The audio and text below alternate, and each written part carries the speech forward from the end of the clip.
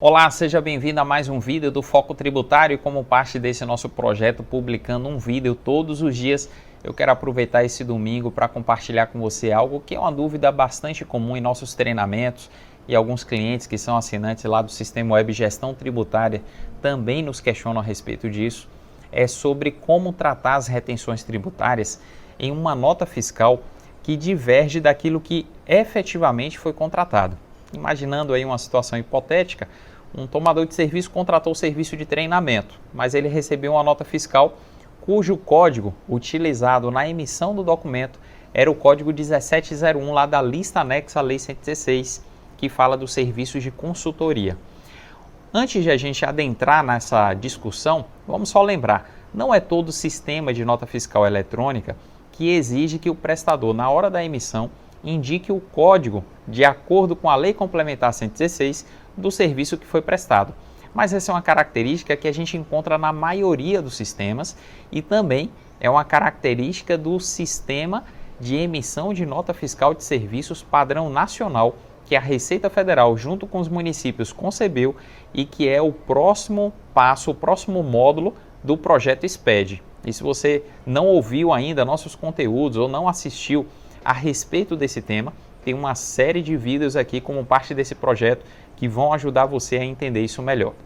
E aí no caso hipotético que a gente está tratando, o que a gente sempre destaca é, em matéria tributária, se preocupe em primeiro lugar com a chamada verdade material, ou seja, a verdade formal ela é um indício daquilo que efetivamente aconteceu, mas o que prevalece em matéria tributária é a realidade dos fatos, que a fiscalização pode apurar de várias maneiras e ela conseguindo provar que houve uma divergência entre aquilo que o documento diz e aquilo que de fato foi realizado, ela tem a prerrogativa de fazer prevalecer a tributação sobre a verdade dos fatos, sobre a chamada verdade material.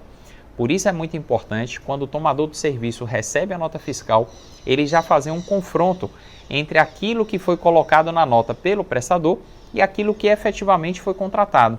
Na verdade, lá no capítulo número 1 do nosso livro, a gente adverte o tomador de serviço para uma prática que é relativamente simples, mas que demanda uma mudança de cultura interna na empresa ou na entidade pública tomadora de serviços, que é classificar as operações, principalmente de acordo com a Lei 116 e de acordo com a CNAE, a Classificação Nacional de Atividades Econômicas, no momento da contratação do serviço e não no momento do seu pagamento. Se o tomador de serviço ele consegue implementar isso, ele vai ter com certeza uma facilidade muito maior de lidar com a tributação das suas notas fiscais. Quando ele for pagar a cada prestador, vai ter uma incidência muito menor de erros e certamente prejuízos muito menores quando ele for auditado pela fiscalização. E é por isso que a gente recomenda não só em situações como essa, mas em várias outras discussões que a gente percebe que a análise prévia é determinante para o tratamento correto da operação. Veja aqui dois exemplos. Nesse exemplo que eu dei, imagina que a empresa contratada, ela emitiu a nota fiscal com um código de consultoria, que de acordo com a Lei 116 é o 1701, mas ela deveria emitir uma nota fiscal com um código de treinamento 8.02. E por que a prestadora fez isso? Às vezes porque o funcionário, ele ignorando, por não ter recebido um treinamento para isso, emite a nota fiscal e coloca o código equivocado.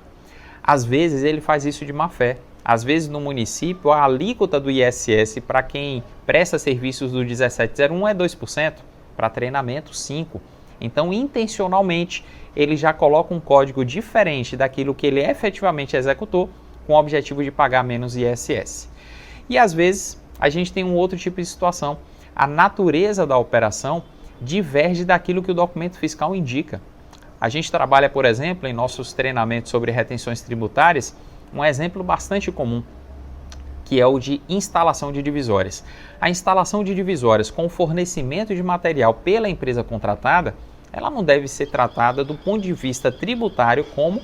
prestação de serviços, mas como um fornecimento de mercadorias. E quantas vezes a gente já viu clientes nos relatando ou nos consultando sobre esse tipo de situação, dizendo que estava diante de uma nota fiscal de prestação de serviços e, por exemplo, ao consultar lá no nosso simulador online do Sistema Web Gestão Tributária, ela verificou que naquela operação a nota fiscal deveria ser de compra e venda mercantil. O detalhe é que a maioria dos clientes que nos consulta ou nos questiona isso em treinamentos só deixa para verificar, analisar a nota fiscal na hora de pagar. E é esse equívoco que a gente quer combater, lembrando que quanto mais você aproximar a verdade material da verdade formal, ou seja, fazer os documentos emitidos pelo contratado refletirem com fidelidade aquilo que foi contratado, menores serão as suas dores de cabeça e certamente seus prejuízos quando for fiscalizado.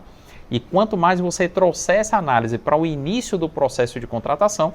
também maior vai ser a sua facilidade de tributar a operação na fonte com os tributos que são devidos de maneira correta. Olha, espero que esse conteúdo aqui tenha contribuído para você aprender ainda mais sobre essa matéria e eu continuo contando com sua audiência e a sua participação. Por isso eu peço sempre, curta, comente, compartilhe e se você ainda não está inscrito em nossos perfis nas redes sociais, não deixe de fazer isso, inclusive para que todos os conteúdos publicados aqui cheguem em primeira mão para você. A gente se encontra aqui amanhã, se Deus quiser. Um forte abraço e até lá.